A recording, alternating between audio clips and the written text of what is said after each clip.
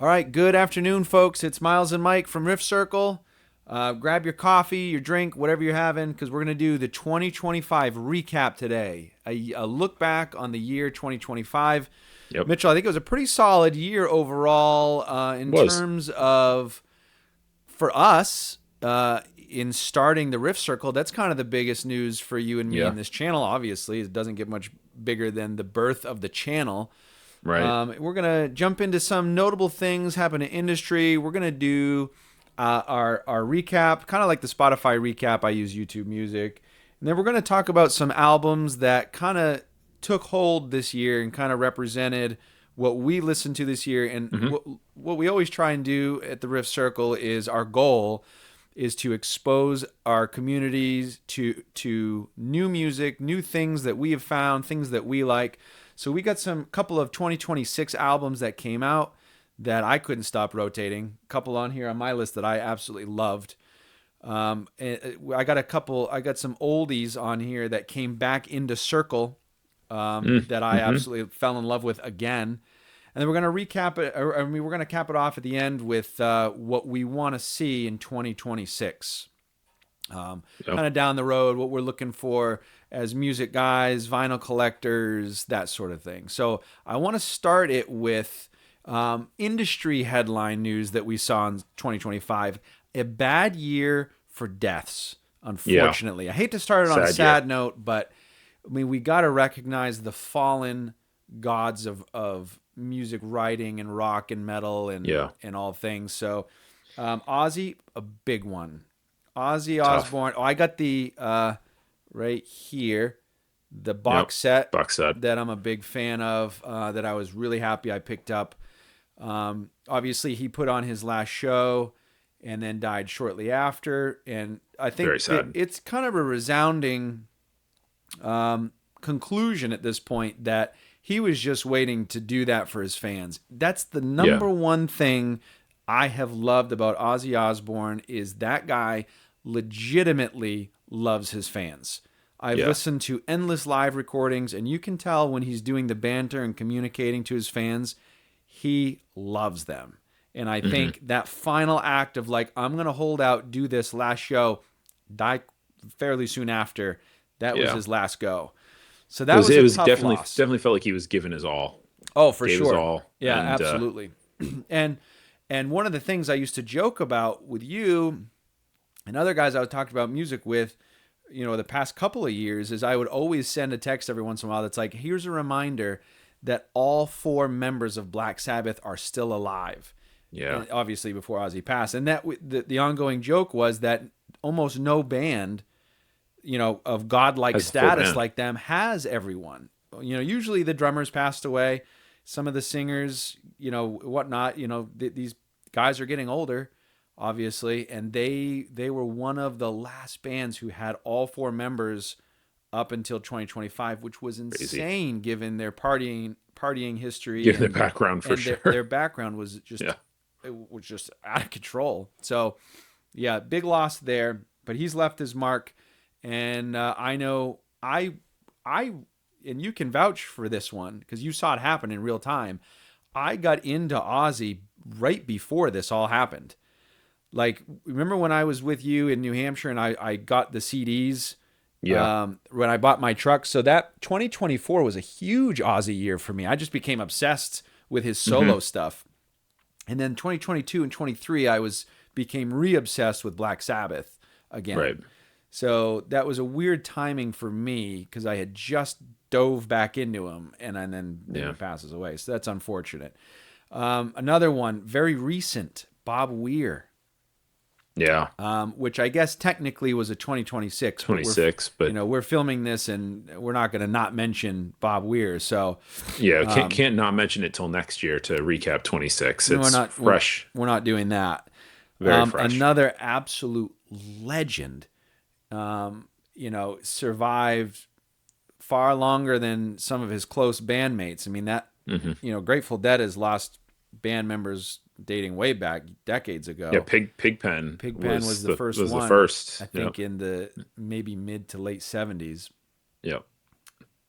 And then I think, but Then Jerry yeah, and Phil Jerry, and then I Lesh. think there was a a keys player that passed. Oh yeah, yeah, Yeah, yep, so yep, yeah, they've seen their streak. He's dodged all that, and then I saw him in March 2025, right? yep. Poster right here, Dead and Company, and he looked great. He sounded amazing. He Hmm. sounded amazing. Then it was 3 months later, he gets a bad diagnosis and is fighting cancer, and you know that's how it goes. So, but Bob Weir, another legend. Very similar to Ozzy though, in that where he did those 60-year anniversary shows in San Francisco, Yep, and and it was very only a couple months here later since doing those, and I'm glad that I saw Dead and Company, and I saw Bobby there a few times before. I also you saw him at the Sphere. I saw him shortly before that on the final tour, yep.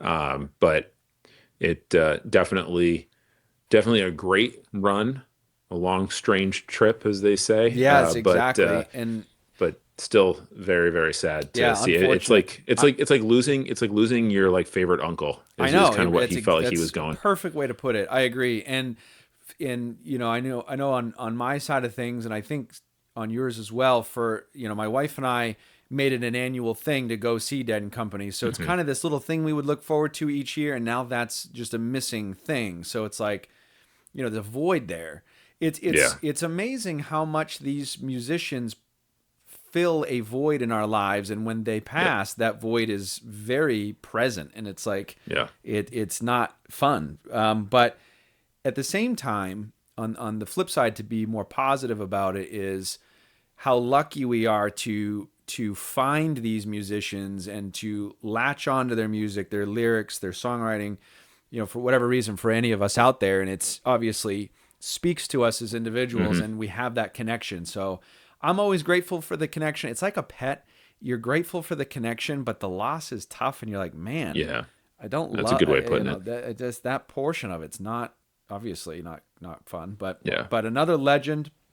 Um, as far as savant songwriters, Brian Wilson, Mm, Beach yeah. Boys, Another big one. one of the greatest Man. songwriters and producers of all time. You know, his work on what do you do? The Beach Boys, Pet Sounds.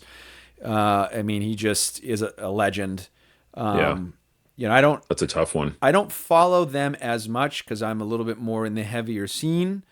But I know, obviously, as far as songwriting goes, and what he brought to the studio for the Beach Boys is legendary, which is why folks like me who don't necessarily listen to the music every day, I'm aware of it because it's that impactful. So you Yeah. know, I mean, go back in time, right? The Beatles were doing whatever they could to compete against the Beach Boys. yeah, Like to think that you were in a band that the Beatles in their prime were trying to step it up so that they could compete with you. Like exactly, that just shows how insane. big they were Yep. And in I that think time frame. that's the best way to put it. That was perfect. And I think Brian Wilson, what he brought to the recording Mm, studio, was a huge piece of what they were fighting against because it's yeah. the man Oh yeah, was absolutely. he was a musical savant and a machine. Like Hmm. he just did it all. So and then we had a lesser known one for me, but still a legend, Sly Stone Yeah. passed. Actually, just the other day, I was telling you I'm slimming down my collection, and there was a kind of a beat up Sly and the Family Stone album that I shipped off to a new owner who's gonna take good care of it. But yeah, just four absolute legends. If anyone's Yep. watching this and you're thinking, hey, they forgot one, I'm sorry, it's not our intention, but I know there's a handful more, but those were kind of the big four in the music circle that we exist in. Yeah. Yeah. And so obviously will be Impactful missed. impactful for us. Yeah, absolutely, big time. But we're going to switch gears and let's see. Let's talk a little bit more about notable things in music personally. I don't know about you, Mitch, but I got two kind of things happen to me personally, music related. And one of them is, and I know collectors out there, especially vinyl collectors like you and I are vinyl collectors. A big thing for me just recently in the past couple of weeks, trying to slim down my collection. You and I have Mm, talked about this for a while. I'm just trying to get rid of all the duplicate pressings, get rid of some of the dollar bin blind buy finds that were fun Yeah. but have overstayed their welcome. And basically in 2026, it ties in with this because I'm looking to upgrade the overall sound quality that I'm Yeah. listening to. With these audiophile pressings that have come out, and I've listened, like you and I got the A Perfect Circle one, those Rhino hi-fis. I just am in love with how those sound. And after hearing those, I'm like, man, these other ones that I got, these It's cheap beat tough. up ones, they're just not going to hold up. They're cool and I like them, but I'm going to wait and try and get a better pressing. So for me, slimming down the collection a little bit. And then the other thing I did for me musically was I started doing major upgrades to my overall system. Mm. So my turntable system, I upgraded the receiver, phono box. Recently got a Rega Planar 2 turntable. I absolutely love it. I had an intro bass level turntable that I used for 10 years, 9 years, and it Hmm. served me really well, but it was time for a turntable upgrade. And so upgrading the system, I have one last upgrade I'm going to make for the foreseeable future, and that's the cartridge. But I'll get more into that at the end of the show. So those are the two big things for me: slimming down the collection, upgrading the system, which is all audio quality focused. I just want to emphasize I Yeah. want to really be wowed by what I'm listening to, and I think that's the majority of the folks out there. You have some folks that collect because they want to get the rare vinyl, and I totally get that. I have some of that too in my collection. And then you get some of the folks who just are chasing that that Right. perfection of audio. And I've kind of got that bug, and I'm just trying to want to. I'm not going to ever be perfect. I don't have the money for that. It's like you and I talk about to Oh get to yeah. perfect. It's an exponential growth of Oh, money you need to involve. yeah. I got two kids and one on the way. I'm not built for that, but I can definitely get to like an 8 where my sound is like an 8 and be happy about that. So that started this year. What about you? What happened? Anything happened notably for you music wise 2025? Yeah, I think 2024 is when I did some of those system upgrades like you were talking about. I've got a U-turn audio turntable. I upgraded the platter, the stabilization feet, the motor, things like that. And so that was kind of 2024, at tail end of 2024. So still new for 25, but did it at the tail end of 24. No major sound upgrades kind of beyond that. I'm pretty happy with my setup. It's nice. It's humble, I think. Very So solid. it's good for what I have at the moment. It's definitely not the top end, but it's very very good quality, and it does what I like it to do. I've been more on the me. I'm a crate digger, so it's hard for me to slim down my collection, even though I want to. For you folks at home, let me paint this picture for you. This man here will dig in the crates like you've never seen. And his collection is obscene. So I was a little over 600 records, and I literally ran out of space. And because I have space right in the house, but I don't like trying to go chase things down. I want to slim it and keep it in one spot, easy to Hmm. grab. And so 600, I slimmed it down. I'm going to be around 450 when I'm done. And I'd like Nice, to get it to 400. And like you and I were nice. talking, that'll give me 100 records of growth, of slow growth, because I don't want to be more than 500. This man here that I'm talking to has over 2,000. Okay. You see that little cube behind him that the posters are sitting on? He's got like a million of those. So when we talk about digging in crates, my friends, Yeah, yeah. It's you know, digs. it's for me, it's not that big. For a lot of people, I'm sure there's people with 10 Oh yeah. times the amount that I have. Oh, for sure. Yeah, But there'll be a listener who hears 2,000 and goes, amateur. I had 2,000. yeah, 20 years ago Yeah, I was at exactly. 2000. Yeah. Yeah, yeah. So, I mean, there's that. I have been trying to, I definitely have not been like selling things like I should. I should be doing what you're doing. But I've been more on the focus of being more thoughtful with my purchases in 25. I definitely look at my 24, my 22, 23, 24 buying habits compared to 25, and is very slimmed down and a lot more specific on kind of what I was going for. Again, like Yeah. you, going for quality or going for better versions or rarer versions of things that, are not going to be top quality music. There's a lot of music I listen to that is never going to be audiophile Yeah, that punk rock music. stuff is just, it is what it is.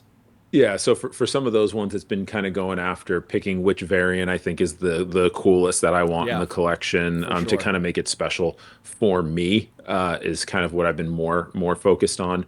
Um, I've been dabbling more in other genres this year, so I've been trying to slim back on going for the, kind of the big pop hits and things like that. Not that I'm not getting some of those as well, but I've been really trying to get deeper into recently more into classical, jazz. I've seen some of the pictures of the classical Yeah, yeah. going deep. Even definitely foreign music. I'm very big. So we're talking J-pop, C-pop, Yep. K-pop, things like that. Yeah. I've kind of got into some of those. I'm loving the city pop music, the Japanese kind of stuff that goes into that. Yep. I've been trying to dig into the 80s a little bit. Okay. So some stuff that I definitely jumped the 80s in a lot of genres because I'm just not a fan of it. But there is some great music that was made in that time frame, typically from what I found in other countries, not in the US during that time frame, that I very much enjoy. So I've been trying to kind of increase what I'm listening to there. I am definitely a little bit different. I'm not a put the same album on all the time and listen to the same thing over and over again. Yep. We talk about what our lists look like for the year, and I'm a massive quantity of artists I've listened to as opposed to one artist over and over and over again. Yeah. So sometimes these recaps are a little bit harder for me because I kind of have that ADHD when it comes to music, where I have to constantly be seeking something new. And Yep. once I've heard it, then I look for something that's different, that Yeah. engages me in a new aspect. So No, I get not that. the healthiest habit to have when you collect physical media, but so I'm trying to kind of slim it down there. Also trying to slim down my concerts this past year. Went to a lot less concerts this last year Interesting. They than are getting than more expensive by a the lot. more expensive. And I was just finding myself at the end of 24, I found myself very burnt out, where there was a point there in like the summer of 24 where we were going to a show like 3-4 nights a week, and Wow. it was really kind of hitting that thing where that's all we were doing. And don't get me wrong, ton of fun, amazing Yeah. shows, but we kind of went into this past year saying, let's be more specific. Let's not just go to every show that interests us. Let's Yeah. just try to hit some of the bigger ones, and kind of enjoy some more of like the physical stuff that I own, rather than constantly always being out and Yeah. and going to the shows. So um, amazing shows I went to. I'm glad that I did. I think the shows that I went to this past year became more impactful Yeah. due to that, rather than just being completely burnt out and just going endlessly. Also, you get a little bit older, and it's like the Dude, the age thing. late night to get up in the morning Oh, and work burns you out a little bit quicker than it did 10 it years it ago. actually But does. No, it really does. What? but Yeah.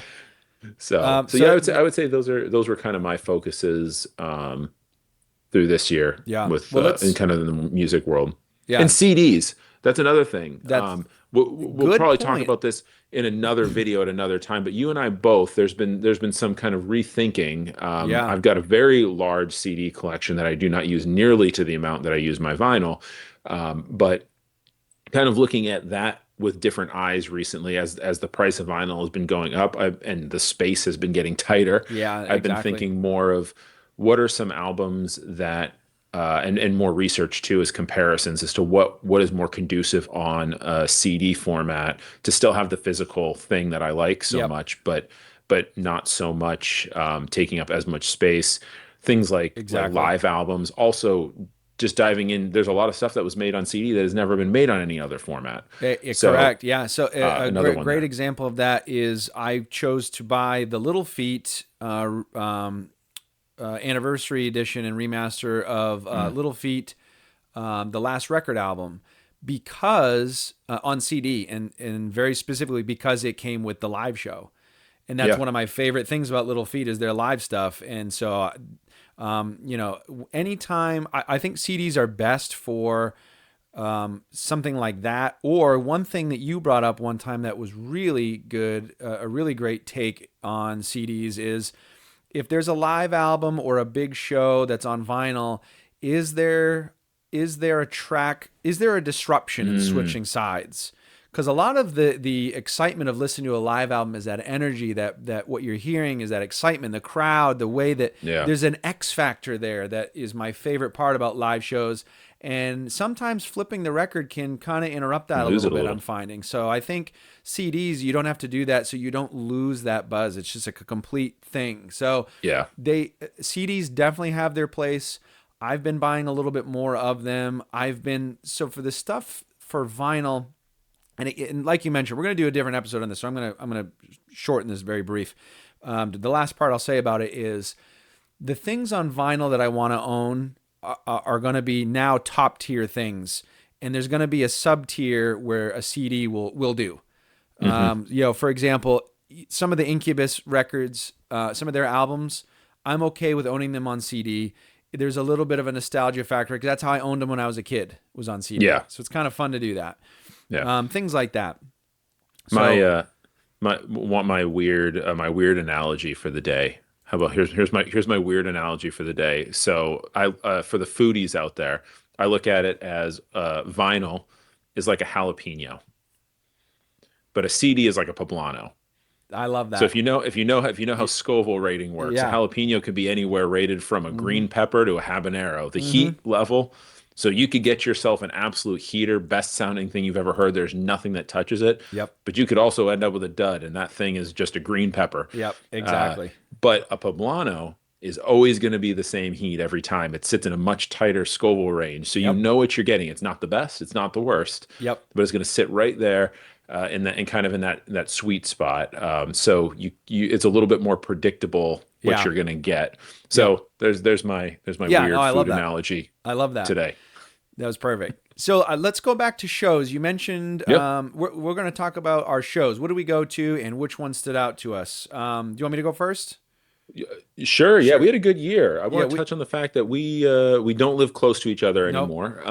But we were able to this year. We were able to hit 3 shows together, which was pretty good for us. I was pretty happy with that. Yeah, you and I we that were texting before the show here, and even though so I saw 4 shows total, 3 with you, and then the other being Dead and Company, and the 3 shows that you and I saw felt like 6 or 7 shows because It did. we went to Sasana 2.0. For those of you who don't know what that is, it's a Perfect Circle, Pussifer, and Primus, and the 3 headline on the same stage. So that's like seeing 3 different shows. You have 3 it different really is. 3 different headliners on one ticket. So that was incredible seeing that the Sasana 2.0.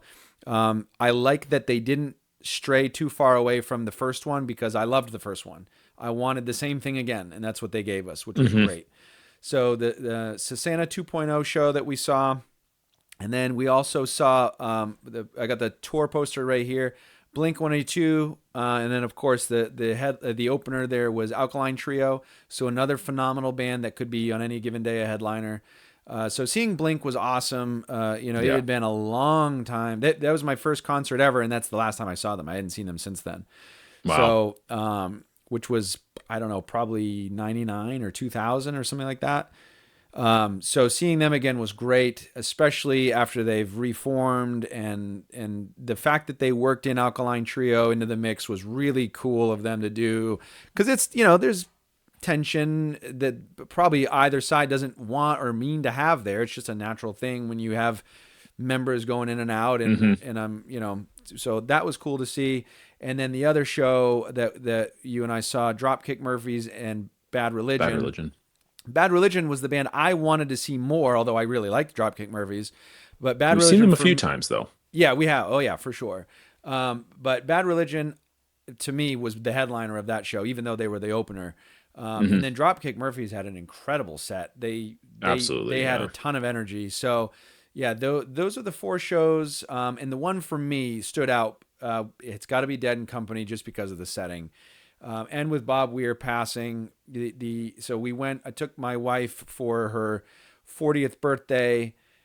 She turned 41 in March, but we didn't. We have 2 kids who are young, and you can't always do things on time, right? So her 40th birthday was spent with family, and so I said, you know what, let's go let's do your 40th as your 41st. Hmm. So I bought her. We went to go to Vegas to go to the Sphere. I had never That's been to nice. that venue. It was insane. The Sphere venue was insane, and they were just on point as they always are. I've never seen Dead and Yeah. Company and not have them on point. John Mayer is always a 10 out of 10. Yeah. O'Teal, the bass player, 10 out of 10, and Bob Weir is always going to be a 10. So they absolutely killed it. The Sphere being what it was phenomenal. I would not want every show to be that way. It's just kind of cool that it was a one off. And I'll go back when Yeah. they have another band playing there. I haven't heard good things about the other shows there, unfortunately. I know the Eagles have taken a lot of criticism. I've had a lot of folks tell me, "Hey, don't go to that." No, we just need Tool. Let's just get Tool at the Yes. Sphere. Here's That's so that's that's what we my need. 2026. I'm gonna wait, but try and remind me. Okay. But Sorry, I'm that jumping ahead. that is a big one for me. Is some Sphere acts. There's a bunch of them that I would love to see. So those are my Yeah. four shows. Dead and Company stood out as the best one, and especially with Bob passing, that's going to be a special spot for me. But what about you? What was the top shows for you? What was the top one? I already know the Yeah. answer, but the folks at home don't know. You already know the answer. Yeah. So great shows. Like I said, definitely slimmed down this year. I think I went to 10 shows through the year. That's still So good. I so mean, that's almost so once a month. That's good. yeah, yeah, about it came out to about once a month. Slowed down in the fall. We didn't have as many shows in the fall here, but um compared to like I don't know, it was probably like in the 30s the year before. So significantly less this year, but all good shows. Some like you said, some great ones. I've seen Blink 182. I can't even tell you how many times. And they put on a solid show. Dropkick Murphys seen them a ton of times. Another solid show. Dave Matthews Band. I see them every year. Yeah. Normally 2 times a year every year, Just a and they can't put on miss. it's a can't miss. Yep. It's I know what I'm getting. It's a great show every year. It's always a top five for me. But the big ones, besides the ones where I obviously got to hang out and enjoy with you, were the Deftones. That's a big Was one. was unbelievable. I Yep. saw Deftones this year, first arena tour that they've done, which is insane to think they've been around this long, and this is their first headlining Crazy. arena tour. That is Um, crazy. they came with an energy that I can't even describe. I would have never thought a band at the age that they're at now would put on a show. You could put them up against any 20-year-old band Just or 20-year revitalized. olds in a band. Well, I Like mean, their they new were, album sounded really good. I liked it. I haven't gone super in depth with it, but I've given it a couple of listens, and it's really good. So I yeah, think they're yeah, probably feeling this resurgence. absolutely, And that goes right in line with the arena tour. Like all the pieces are there for them to just kind of take off for a second round of like, hey, yeah, we're still here. We can still do good music. So I love yeah, hearing that. man. I love when bands can have a resurgence like that. Oh yeah, man. Was I excited to see the show? Yes.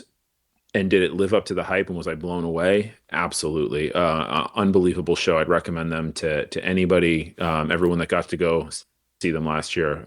Very lucky for them to be able to go. But my number one show of the year was Nine Inch Nails, which I'm sure you could have predicted that one. Easy I for me. raved about it. Yep. It was a experience from the start, just walking into the venue, and like the whole time you're waiting is just ambient like Trent Reznor soundtrack music playing instead of hearing like Which is the really typical. that's like a subtle thing that you think Yeah. more people would do, because I know there's a lot of bands that have music, or even venues too do it too. They have music that plays at the beginning of shows, but Oh, it's always for like him, and 80s it's like dad rock. yeah, and Like yeah, exactly, just soft, easy stuff. And for Trent to be like, no, I want to handle this, and I'm gonna pick what I want. It's a very Trent Reznor thing to do. But it's also an attention to detail that coincides with what he does, oh because yeah, it was it's an experience. It's a part of the experience. So it would be tough to go from soft rock 80s, hey everyone, you're in the venue, this is really cool, to like mhm, then boom, here comes Nine Inch Nails. yeah. Whereas the opposite in what you experienced was Trent Reznor being like, I'm going to control the beginning of when they walk in, have it slowly build and materialize into us coming on stage. That adds a lot. I think that's really cool. Especially because was they didn't have an opener, right? He just did some of no, they his. did. No, they did, Oh, which okay. which is again all part of the show. So they had Gotcha. three stages set up, and the furthest stage to the crowd was the opener, and then they had a middle stage and then a main band stage. And so yeah, the concert starts with you're just everyone's coming to get in their seats and stuff, and you kind of have the ambient music playing, which is kind of already setting the tone. Yep. Then it switches to Noise Boys, who is the opener, Gotcha. who is known big electronic music in that world, but he's done a lot of remixes of Nine Inch Nails and Oh, Trent cool. stuff. So it I didn't know that. transitions right from his stuff into some remixes and soundtrack remixes and stuff that he did along with his own music throughout. And it kind of it goes from like ambient into like almost abrasive like dance Yeah. house music, and then it built up to Nine Inch Nails on the middle stage, and to go from that and then just amazing songs. I mean, all of the industrial stuff that he's done, but just things that only Trent can do, Yeah. where he comes out, he's performing a song, it's big, it's embracive, and then the music just stops and he goes to solo piano, and you could Love hear a that. pin drop in a venue of 20,000 I love people. that. Nobody making noise, just completely focused, no cameras, lights, whatever. Like him just playing a solo piano song in dead quiet, and it's like the emotions were Yeah. Oh, I intense. bet. And even the stage design. I mean, he had the big stage in the back and then the small stage in the middle. But the small stage in the middle had a light fixture that like drops down. So when there's certain things, it got tighter on them as it dropped, and it made the music more claustrophobic too. It felt That's like the cool. whole room was getting smaller on you, even though it was really just what you were watching. Yep. So all around, amazing show. He's doing a second leg of the same tour, coming back to town. Bought tickets again. I love I'm going that. here. I'm going here soon Yep. again to see. I don't care if he does the entire same set list. Yeah. It was Wouldn't that good. matter. I would Yeah. watch the whole thing again. So That's awesome. that to me was the big one for this year. Perfect. No, I love that. And I want to take a minute, just a second, to remind folks. Comment down below. What were your big shows you saw? What's your number one show you saw? What changed musically for you this year, collection wise, setup wise, Yeah. system wise? What shows do you plan on seeing? Like, because we want to interact with you. We want to hear from you. We want and above all, the whole point of the show of this channel is to build a community where we learn about new things. We want to know these niche bands you're listening to. We want to listen to them. We Yeah, want to who's know putting on about your an concert amazing show I experiences. need to see. Yeah, exactly. I've seen many of the bands I've been trying to see forever, so now I'm definitely looking forward to recommendations of someone that I should see that I haven't seen yet. Yeah, exactly. All right, we're going to do a transition to kind of what music ran our worlds in 2025. Mm. And I know a lot of folks do the Spotify recaps. I personally have YouTube Music. I'll run through kind of very briefly kind of what my landscape looked like. And again, I want to hear from the folks listening. What did your landscape look like? Because music is an evolving thing, and they're benchmarks for what become nostalgia. So Yeah. what we listen to right now in 20 years, we're going to think back and be like, I was listening to this album when I started this new job, or when my daughter was born, or when I moved. Life events, and you tether music to them, and you rediscover bands, and you find new bands and things come in and out of the fold. So that's kind of the point of what we're doing here. So for me personally, I'm gonna do a couple of them here, Mike, that I have. For me, 2025 was a year of the Doors for me. Mm. Big resurgence of this band into my life, and for no particular reason. Let me rephrase that. I've always loved the Doors. Always loved the Doors. My dad was a big Doors fan. One of my first records, I guess technically my first record ever, was this one right here. Not this exact variant. This is the Rhino Hi-Fi, but the Morrison Hotel. And so I've always loved the Doors. Always. But, as bands come in and out of the fold, and you're listening to certain bands, goes ups and goes down. For whatever reason, the Doors was my 2025 resurgence. And I think part of it was the release of the The Rhino high five. Hi-Fi series. I can't get enough of the Rhino Hi-Fis. Oh man, Um, so good.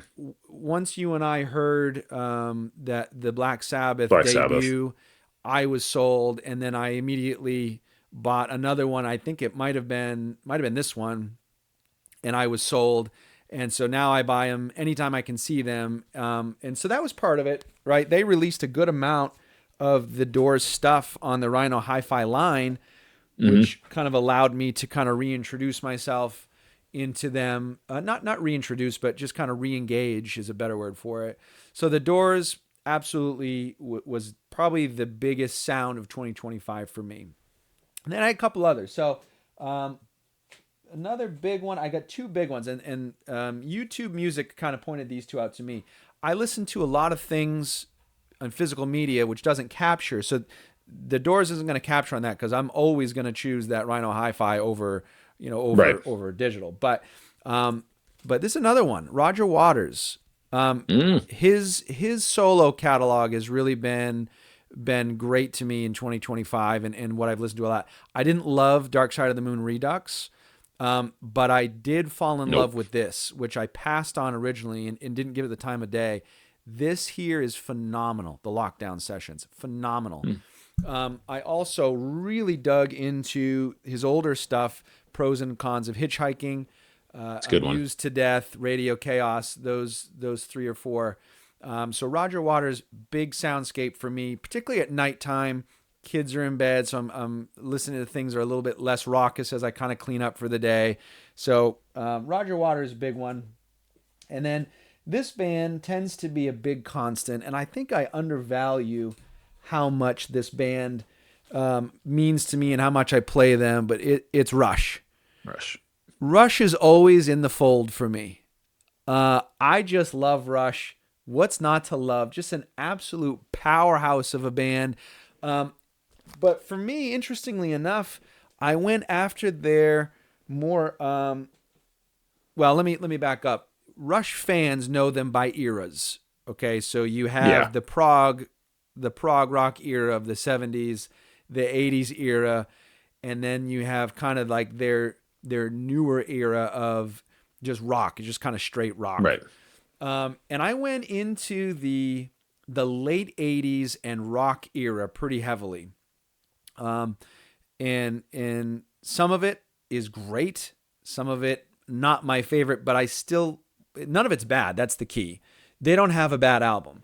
Some albums are going to be stronger. I am a purist of the prog rock era '70s Rush. That's me. That's where I like to be. But I was listening to a lot of their '80s stuff, and yeah, there's a little bit of cheese in there, but they do it really well. And at the end of the day, maybe the lyrics are a little bit cheesy. Maybe the sound is a little bit dated because it's '80s. Everyone was chasing that certain sound, Mm. but the musicianship will always reign supreme with those guys, and that you're going to get it at the end of the day. So that is always what salvages it. Now, I had two albums that came out in 2025. So that's kind of the important thing we talk about.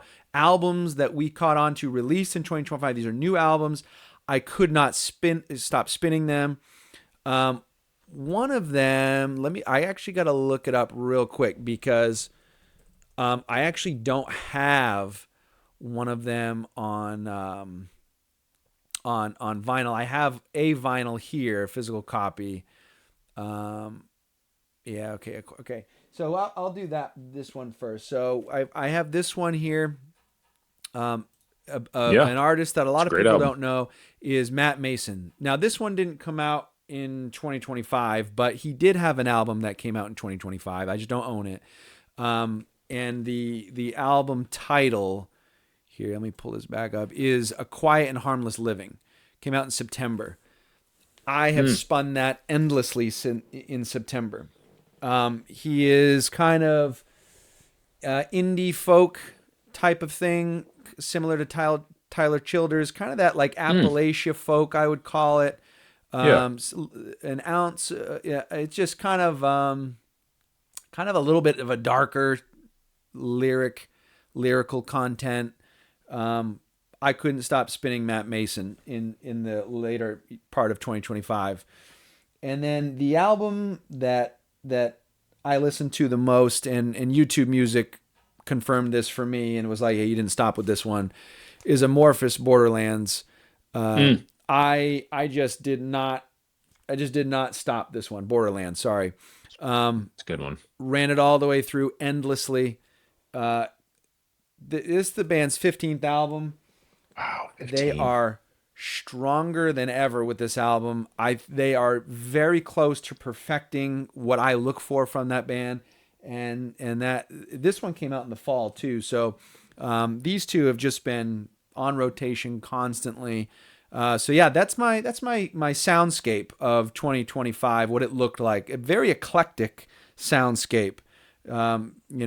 Maybe Rush, Doors, a little bit similar. Roger Waters in there too, but Matt Mason and then Finnish prog metal on top of that. It was an eclectic year for me.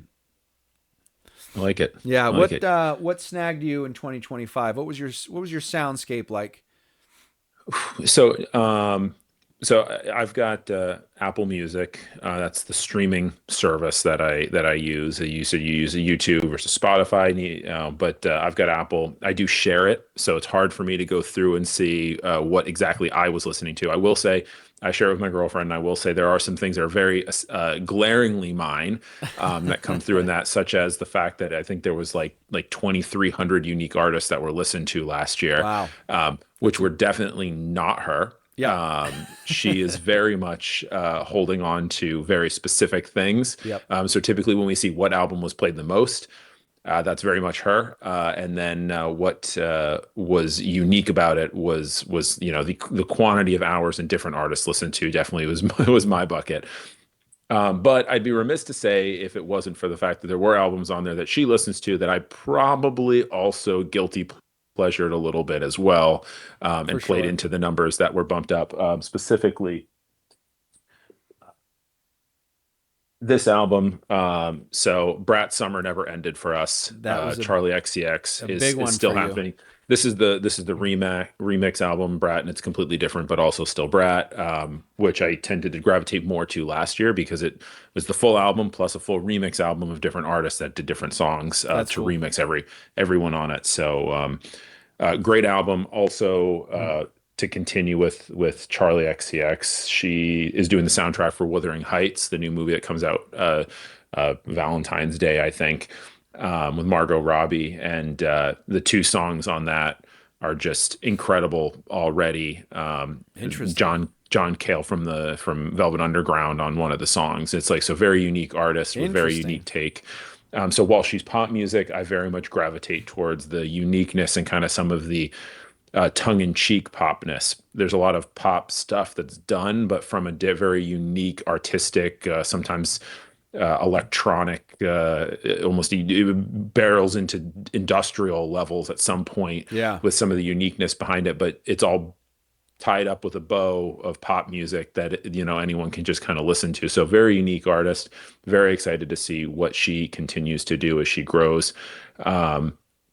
Some other artists that were on that list, Doja Cat. Again, can't say that I didn't also very much enjoy her newest album. Vey, I think is how you pronounce it. VIE Vey. Amazing album, very 80s infused That's pop right. sound. I forgot about that one. That's right. It Yeah, is but eight. Yeah, it very does have the 80s very vibes in it. very clever album, and I very much enjoy it from a pop perspective. And what else was on there? Some Sabrina Carpenter. That's probably me, not her. I can't lie. That one's me. Let's not. That's We me. don't That lie here at Riff that Circle. that that popped up on there, and I Yeah, for can't those I of you can't who say don't know, that's we touch all realms of music. yeah Don't let us fool. I mean, we concentrate on classic rock, prog rock, that sort of thing. But we listen to everything, everything, yeah everything. Jazz, yep. international pop, American pop. I Yeah, mean, it's everything. interesting because the stuff I listen to digitally versus physically is very different. So I listen to a lot more pop music and foreign music and things like that that I can't get physically, Yeah, or I can get physically, but I just think it's more like it's overly compressed and squashed to begin with. So, yeah, the quality isn't really what it's driving music. It's while I'm in yeah. the car or, something like that. Yep. Then what I spin is different. So like jazz, I almost never listen to jazz digitally. No. It's Yeah. almost Same. 100% Same. a record that's getting played. Yep. So it's interesting when I look at it. So those numbers are always askew, especially with genres being played. But so that's kind of the digital world, which goes that, which kind of makes sense for how I listen to music. But going into some records, and I kind of followed up uh, you with some similar thoughts on the year. So first up, I've got Bad Brains. Nice. To Yep. so hard shift from the pop music of Sabrina Carpenter, which I Complete just 180. mentioned. But I think between the two of us, I'm probably the resident punk, hardcore, metal person. Is probably what I get into. And Bad Brains, this did not come out in 2025 by no means. Yeah. For anybody wondering that, but I just got back into them very heavy in 2025, spring 2025, and I picked this up, and I only had, I think, a live album of theirs, live at CBGB or something is what I had. And I picked this one up. I was like, man, I just have not really listened to them as much as I should have. And then their first four albums, that one, Rise, and Eye Against Eye, and Quickness. Um, those four albums, I picked all of them up, and I really got very heavy into that for a big portion of the year. Was really kind of through Bad Brains. So that was kind of my punk pick for the year of, I get punk hardcore, however you want to look at it. Yeah. But yeah, I don't know what triggered that. It just I pulled it off the shelf and was like, here's something I haven't put much thought into in a very long time, and Yeah. and really Sometimes that's got all it sucked. is. Just a random Yeah, find, and it's like, you know what? This is actually great. yeah, I think it was I picked this one up it probably like I'll think a deal. It was probably Yeah. like, oh, hey, you know what? I don't have that one. I probably should own this one. This is Yeah. an important album to have for me. And then it just was like, wow, I need to really get back into this. And a lot of great fusion in their music, like definitely get dropped in the punk hardcore realm, as they should. Very important in the music scene, for like hardcore, for example. But a lot of like reggae influences and songs and things that you wouldn't necessarily expect from the commercial, not commercial, really, they're not that commercial, but Yeah. from the success of what people think of when you Yeah. actually listen to the discography. So that's, I think, what kind of drew me towards it, is the ebbs and flows of their albums, where it's something really fast and in your face, and then it's like a groovy, chill kind of reggae beat, and then all of a sudden it's Yeah. in your face again, and There's it's some like, good variation. yeah, you kind of Yeah. get a back and forth. Yep. Yeah. So that's my first one. My next one is my probably stereotypical pick for anybody that knows me of the year, and that's the Tron Ares soundtrack. Interesting. Nine Inch Nails, and very, very heavily influenced the concert that I went to. The colors, scheme, and everything was very Yeah. much what he was going for in the show. Um, the movie, subpar. It was okay. Yep. Fun. Interesting. If you go into it looking at, like, you're not looking for something that's going to It's be not gonna be a winning game awards. changer. Yeah, it's definitely Yep. not a game changer. Visually, it was a fun movie. I like it much more as a Nine Inch Nails 2 hour music video. Yeah. It sounds Yeah. much cooler when you look at it from that aspect. The music Yep. fit the movie and the visuals perfectly.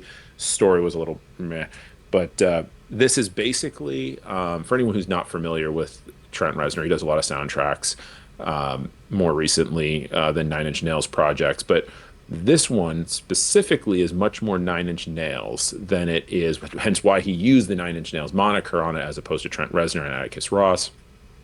And it's almost like a Nine Inch Nails EP hidden inside of a soundtrack. So Interesting. there's like Yeah, I could see five that. very, very Nine Inch Nails songs throughout, especially like the Yeah. single, "As Alive as You Need Me to Be." Incredible song, probably my most listened to song of the year. I really, really like that one. Picked up the 7-inch single of it as well because I just couldn't have enough of it.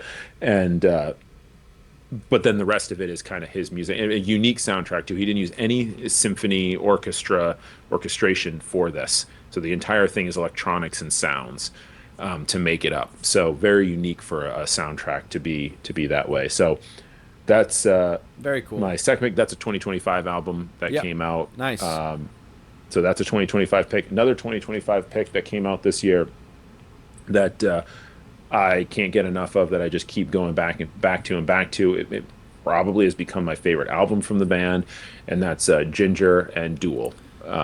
So I this album remember when is, you showed me that snippet of one of the songs off that, and it sounded amazing. What was it? A bass line that sounded like Tool, right? yeah, it has, yeah, it kind of has that similar feel. I think Yeah, that's a Tantrum, yeah. the I gotta first listen to song. more of that one.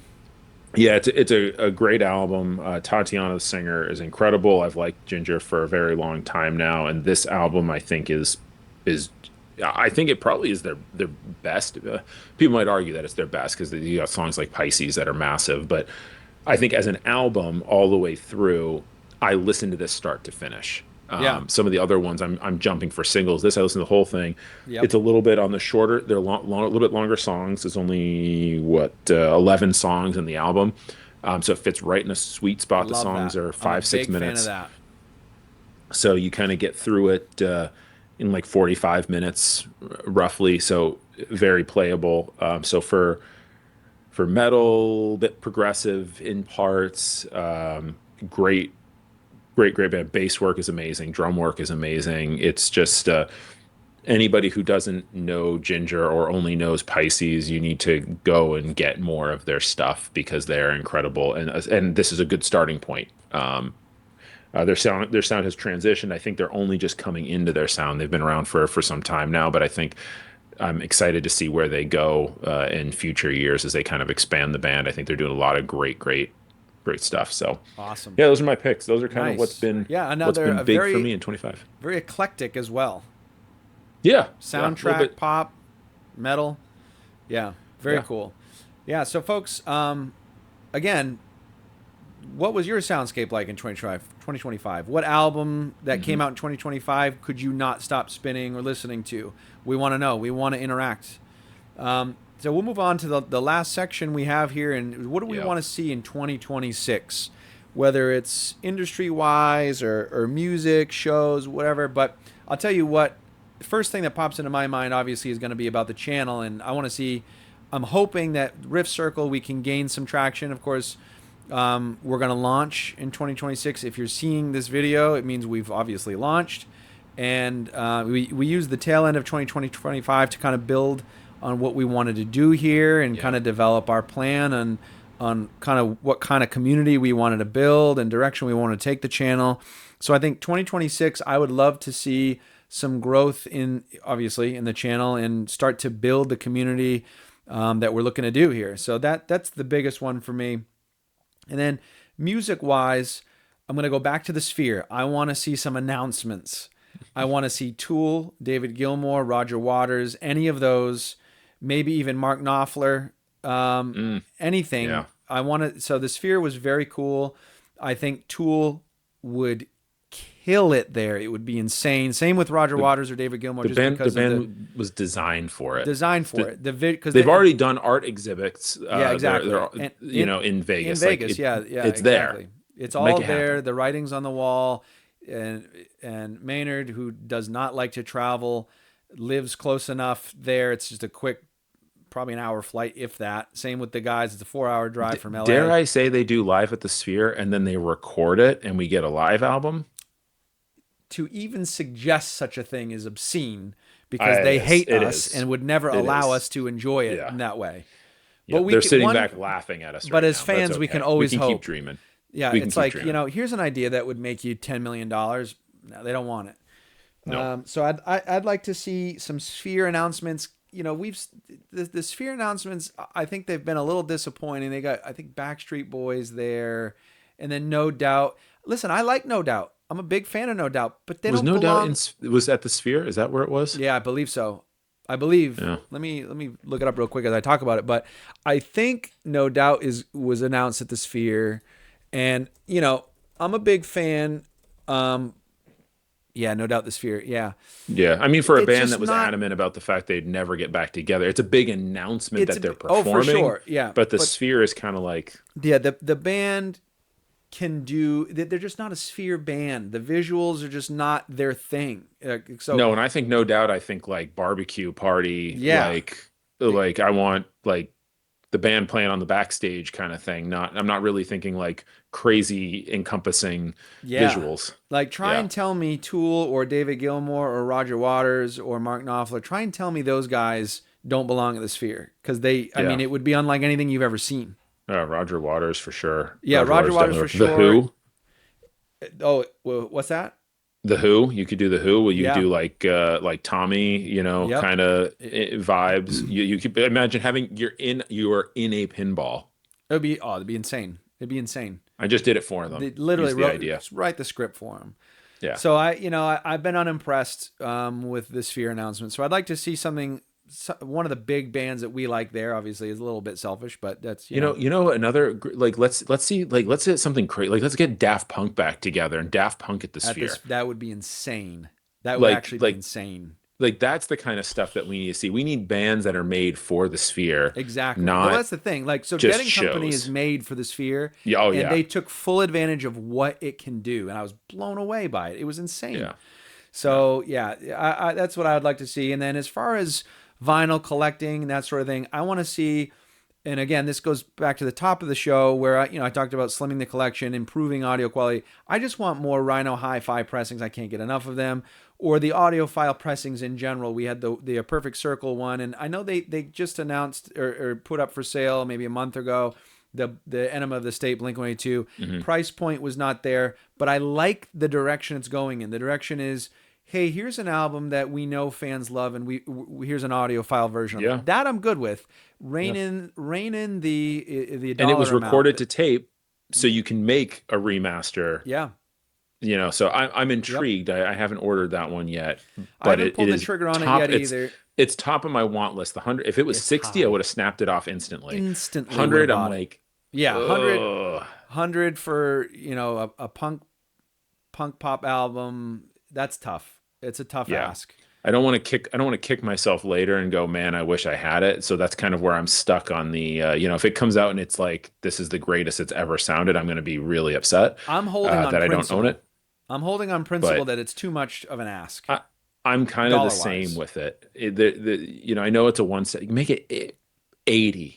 Let's say 80 I'd even. cave. I would cave, and we're hardcore fans. I would cave, but Yeah. but it's still The there and it's 100 is available, like, and so other people are I think in the same ballpark as us, where it's it's like, only pressing a 3,000, I think, and yeah, it's holding it's still, and it's been out holding. for a few months, and Yep. that it's been announced on pre-order. So I think it will. I think it will sit.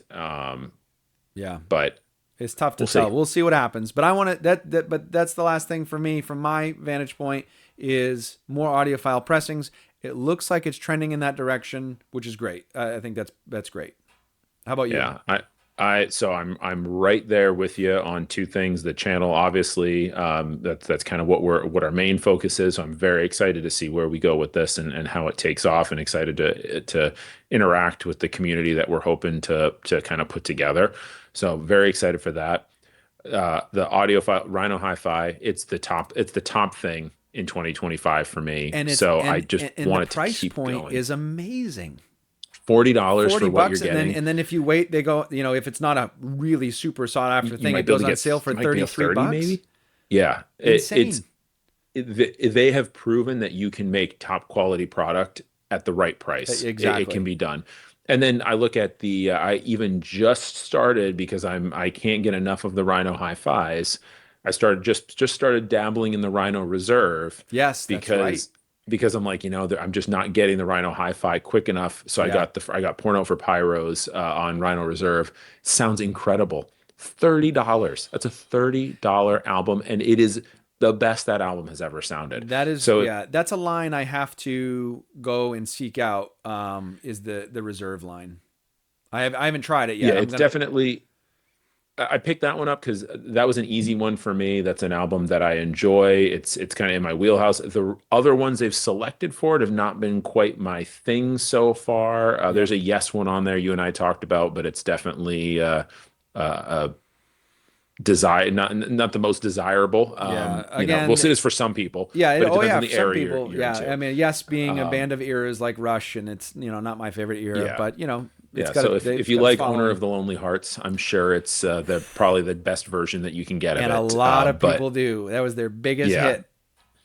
Yeah, but for me, that one wasn't quite there. So Yep. that line hasn't had the same, but like the Rhino Hi-Fis, man, I've picked up stuff that I didn't think I would because the albums are so good. So I just really want to see what else they put out from that line and the Rhino Reserve. I think Rhino is just, man, they're doing it They really right are. now. Yeah, no, So they absolutely are.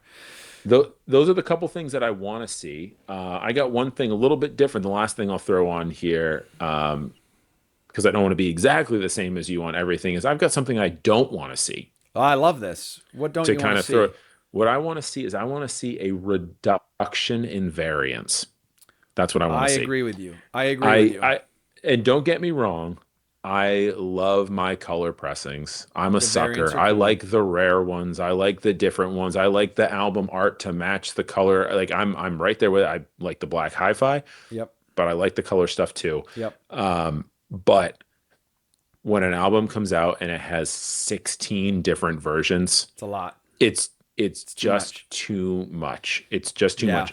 Three, sure. I got you. A band Yep. exclusive, an indie exclusive, and a black for every other store. Yep. Great. Perfect. Support the indie stores, support Yes. yourself, Yep. and then you've got the black for everybody else that is just picking it up at Walmart. I'm fine with that. Even a fourth, throw in a tour variant. So if you go to the show, Yeah. you get something special. Yep. I'm Yeah. fine with that. I But agree. when you start getting a Walmart, a Target, a multiple different Pearl Jam, man, Pearl Jam upset me with this one last year or 2 years ago, whenever that album came out. They did it by region. So Oh, like there was like a Boston variant, a New York variant, a Texas variant, a San Diego variant, and it's like, no, yeah. no, I don't want It's too that. many. Pick some cool ones. Yep. Let's move on. Yep. And then on the same thing, not to go off on a rant here, but we don't need 6 month anniversary, 1 year anniversary. Yeah. Like I I don't agree. understand that whole process. I know a lot of people have talked about that. I just don't get it. I What we need is stop clogging up the pressing plants with that stuff so that we can get the 30th anniversary of Yeah. an album like Buckingham Nicks that came out this year that hasn't had a pressing since it came out. We Insane. need more of that. Yeah. That's what Sonically, we one of need. the best albums out there. Insane. Yes, like that's what we need in the pressing plans. That's what we need to focus on, not the 1 year anniversary of Billie Eilish. Yeah. Hey, don't get me wrong, I love the album. I don't need a 1 year anniversary for it. Literally never. Like it just I don't even need a 10 year. it's it's not necessary. And then go ahead and you look at someone like Billie Eilish who does a 1 year anniversary and then still puts it on eco vinyl that sounds bad. It's tough. Come on, I get what come she's on, trying to do. I get it, but come on. it's not achieving the desired goal. Press it in good quality, then they won't end up in the dumpster, and that will be the eco-friendly that you've Ask got. Adele all about that. Yeah, yeah, right.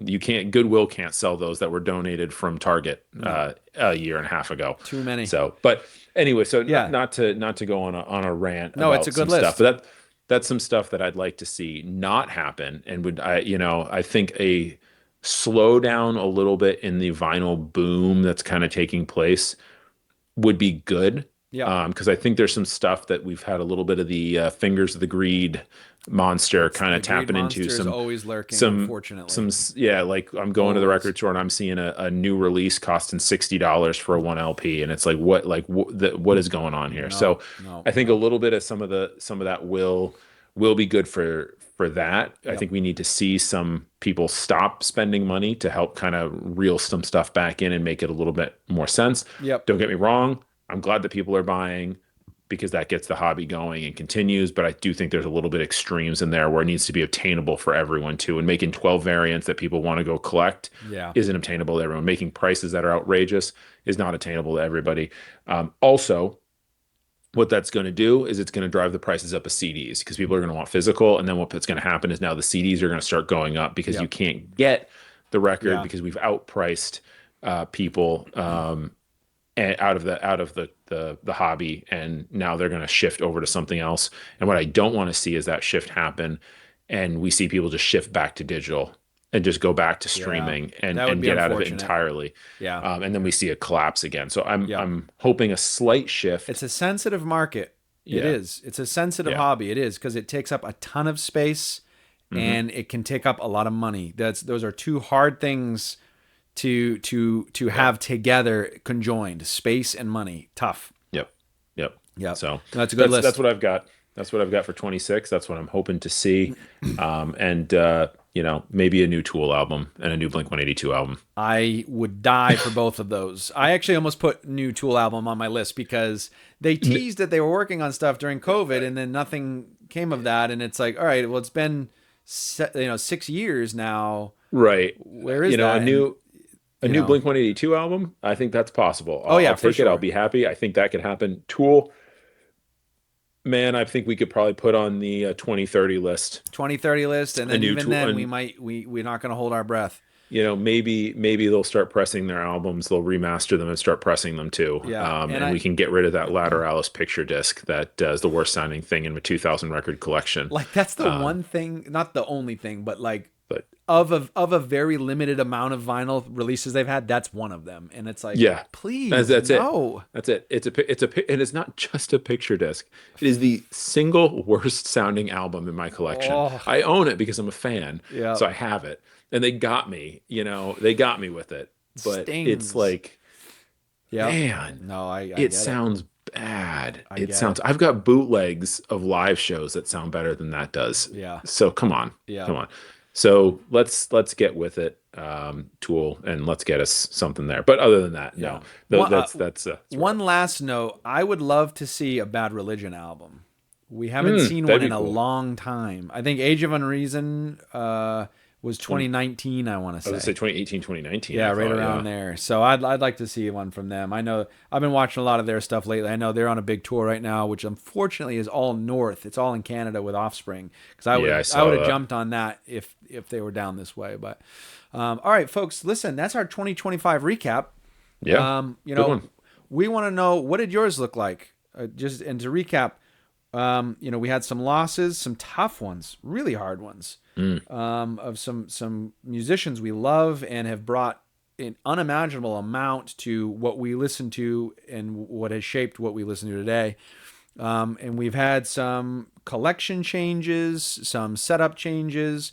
We've provided you our soundscape of 2025. We want to know what yours is. What was your soundscape? What do you want to see in 2026? Put them in the comments. Time to grow the channel. Time to build this community. We can't do it without you. You know, so please do that, and we'll jump in there and start sharing ideas and music and keep spinning. All right, Mike, thank Love it. you. Thank you. We're the Riff Circle, of course, and we'll be back with another video. We'll see you all soon. Take care, See ya. folks.